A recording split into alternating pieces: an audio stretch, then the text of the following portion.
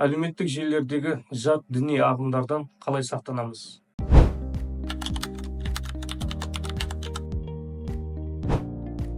Өздеріңізге мәлім, 21 ғасыр ақпараттық заманы. Кез келген мәліметтерді әлеуметтік желілерден жедел түрде алуға барлығымыз талпынамыз. Соның ішінде діни ақпараттарды да. Жалпы дін мәселесі өте күрделі әрі нәзік мәселе.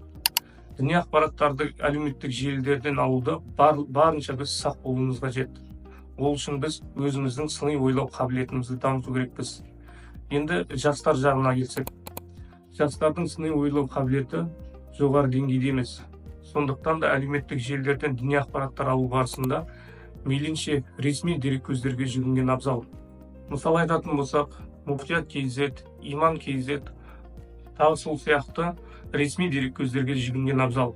Сондай-ақ әлеуметтік желілерде екі түрлі, екі ұшты ақпаратты алатын болсақ, оның қайсысы дұрыс, қайсысы бұрыс екенін білу үшін, мысалы дін мамандарына жүгінген дұрыс, имамдарға, теологтарға жүгініп, ақ-қарасын ажыратқанымыз абзал.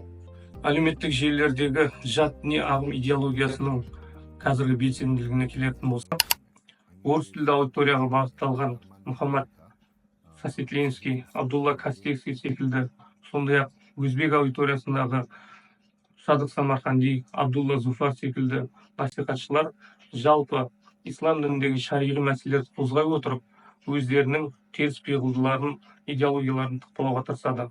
Сондықтан да осы аталған уағызшыларды әлеуметтік желілерден мейлінше тыңдамауға шақырамыз.